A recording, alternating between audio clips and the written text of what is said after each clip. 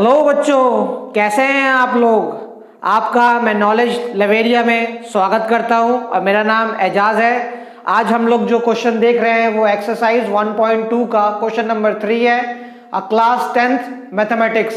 तो आइए क्वेश्चन को पढ़ लेते हैं। Proof the following are irrational. पहला पार्ट जो है मैंने लिखा हुआ है यहाँ पे 1/√2। इसको अब हम लोग प्रूफ करते हैं कि ये क्या है, ये जो है वो इरेशनल नंबर है। ठीक है, तो मैंने बताया था let us assume that 1/√2 is rational. चलो मान लेते हैं कि ये रेशनल है। जैसे मैंने बताया था ना उस टाइम फर्स्ट वीडियो में कि बताओ क्या कहते हैं, चलो मान लेते हैं कि तुम कातिल नहीं हो पर तुम उस रात वहां क्या करने गए। ठीक है, तो इसको भी ऐसे ही मैंने मान लिया। अब यहाँ पे होगा क्या, अब जब रेशनल की बात हुई है तो 1/√2 आ जाएगा और यहाँ पे a/b लिख दूंगा। a एंड b आर को प्राइम, ब्रैकेट में डाल लो। ठीक है जी, को प्राइम वो होता है आपस में जिसका HCF जो है वो 1 होता है, बता चुका हूं फर्स्ट वीडियो में। ठीक है, अब यहाँ पे क्या करो, यहाँ पे क्या करना, इसको आप इनका रेसिप्रोकल कर दो। ठीक है, ये ऊपर चला जाएगा ये और ये इधर आ जाएगा, तो क्या हो जाएगा √2 इज इक्वल टू b/a हो गया।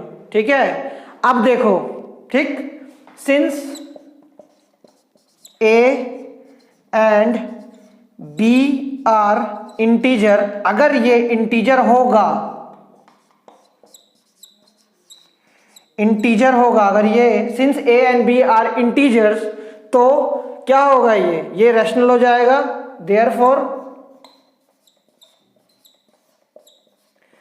Therefore b/a is rational.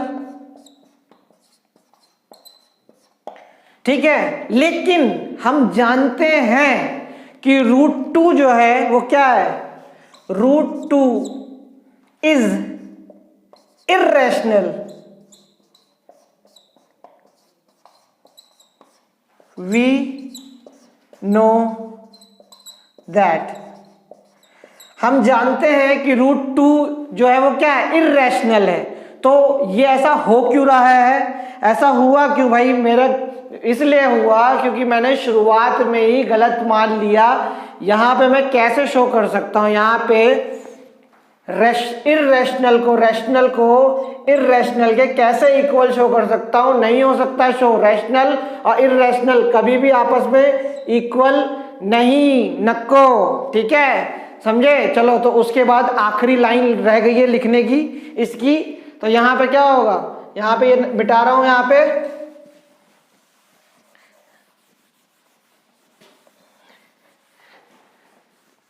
this contradiction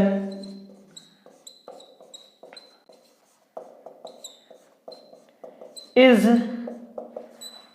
arisen due to incorrect assumption।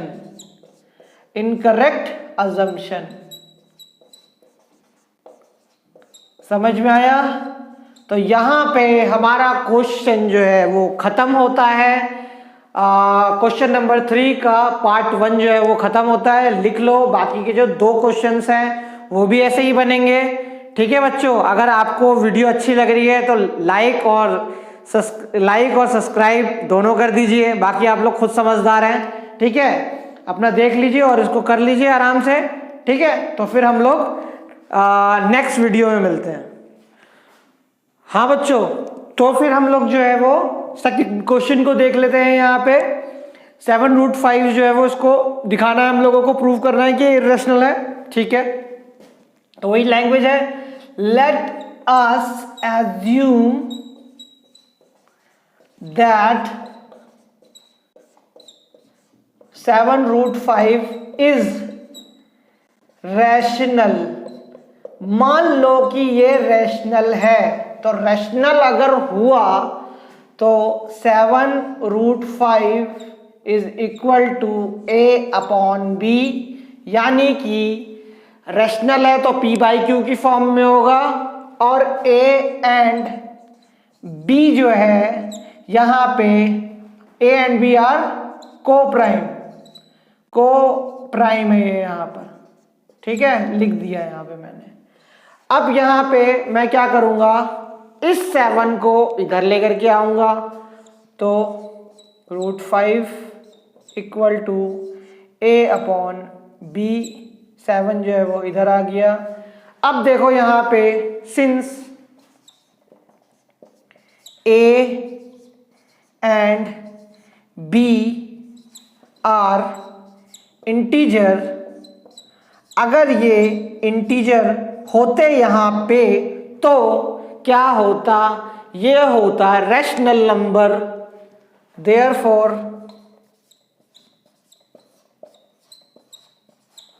A upon 7b, marker का भी जो है ना कलर जो है वो धीरे धीरे हल्का हो रहा है, अब दूसरा लेकर के आना पड़ेगा। Therefore A upon 7b is rational. लेकिन होगा कैसे भाई, एक ही बात बार बार आ रही है, रैशनल इररैशनल के इक्वल नहीं होगा, नेवर, कभी नहीं हो सकता।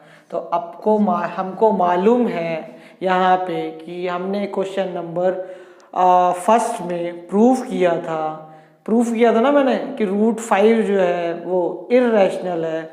वी नो पहले लगा दिया इस बार, वी नो दैट √5 इज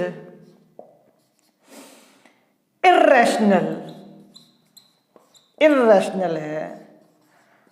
तो ऐसा क्यों हो रहा है, ऐसा हुआ क्यों, ऐसा कंक्लूजन आया क्यों यहाँ पे, इसलिए आया क्योंकि मैंने शुरू में माना ही गलत। तो मैं यहाँ पे लिख दूंगा this contradiction arises due to incorrect assumption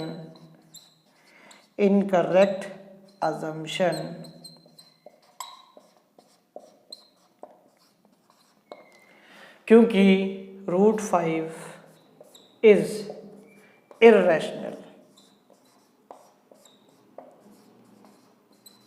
irrational है, ठीक है। उतार लो इसको, थोड़ी राइटिंग मुझे छोटी करनी पड़ेगी, तब जो है वो ब्लैक बोर्ड पे पूरा आ जाया करेगा, ठीक है। लेकिन थोड़ा बड़ा बड़ा इसलिए लिखता हूँ कि आप लोगों को आराम से दिख जाए ब्लैक बोर्ड में, कोई दिक्कत ना हो, ठीक है। तो ये जो है मैंने सॉल्व कर दिया यहाँ पर, मुझे उम्मीद है कि आप लोगों को समझ में आ गया होगा, ठीक। बच्चों यहाँ पे एक चीज़ करेक्ट कर लो, यहाँ पे होगा 7√5 इज इररैशनल, ओके। हाँ बच्चों, तो क्वेश्चन नंबर 3 का थर्ड पार्ट देख लेते हैं। 6 + √2 जो है वो इररेशनल प्रूफ करके दिखाना है। तो यहाँ पे क्या होगा, let us assume that 6 + √2 is rational, कि चलो मान लेते हैं कि ये रैशनल नंबर है। तो जब रैशनल होगा तो यहाँ पे 6 + √2 is equal to a upon b आ जाएगा, p/q की फॉर्म में होता है ना। a and b are coprime, A and B जो है वो क्या होगा, को प्राइम होता है, ठीक है। अब यहाँ पे इसको ये प्लस में है तो इसको क्या करोगे, 6 + √2 a अपॉन b, ये 6 इधर चला जाएगा, √2 यहाँ पे अकेला बच जाएगा, 6 हो गया। यहाँ पे एलसीएम लो, b आ जाएगा यहाँ पे, a - 6b हो गया, देखो ये नंबर आ गया। अब यहाँ पे क्या होगा, अगर ये since a and b are integer, अगर मैं इसे यहाँ पे ये अगर इंटीजर होता, ठीक है, तो यहाँ पे क्या होगा, ये अगर ये इंटीजर होते यहाँ पे तो ये पार्ट जो है वो क्या हो जाता, देयरफॉर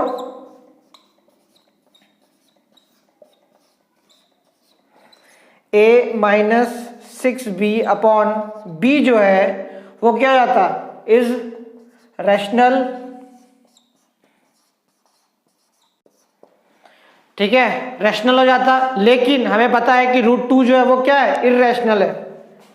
वी नो दैट √2 जो है वो इर्रेशनल है। सो इर्रेशनल से रैशनल जो है वो कभी भी इक्वल नहीं हो सकता है, ठीक है, कभी भी इक्वल जो है वो नहीं होगा। तो ये ऐसा हुआ क्यों, क्योंकि मैंने शुरू में ही गलत मान लिया, यहाँ पे गलत ये मान लिया है कि 6 प्लस √2 जो है वो रैशनल है। तो मेरी अजम्पशन जो है वो यहाँ पे गलत हो गई। तो नीचे जो है मैं रब कर दे रहा हूँ यहाँ पर।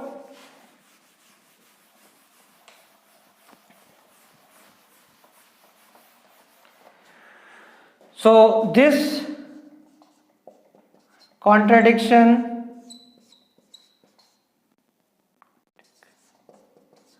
arise in due to incorrect assumption, incorrect assumption की वजह से मैं यहाँ पे मैंने शुरू में ही मान लिया था कि ये जो है वो रैशनल नंबर है, लेकिन ये गलत चीज़ है, वो इर्रेशनल नंबर है। क्यों इर्रेशनल नंबर है, क्योंकि √2 जो है वो इर्रेशनल मैंने पहले ही प्रूव कर दिया, और रैशनल जो होता है वो इर्रेशनल के कभी भी इक्वल नहीं होता है। सो 6 प्लस √2 इज इर्रेशनल।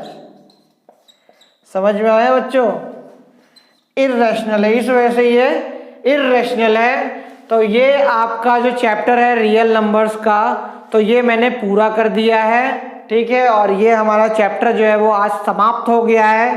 अब हम लोग जो है वो पॉलिनोमियल्स में मिलेंगे। अब पॉलिनोमियल्स में पहले मैं आपको इंट्रोडक्शन पार्ट जो है वो उसका वीडियो बनाऊंगा, और उसमें पॉलिनोमियल्स के बारे में जो है वो चीज़ें हम लोग आपस में डिस्कस करेंगे, ठीक है। तो आप लोगों को ये वीडियो कैसा लगा, अगर अच्छा लगा हो तो सब्सक्राइब कर दिएगा, ठीक है, बेल आइकन दबा दीजिएगा, और अपना ख्याल रखिएगा, ठीक है। आपसे सेकंड चैप्टर जो है वो पॉलिनोमियल में मुलाकात होती है, ठीक है, तो ख्याल रखिए अपना।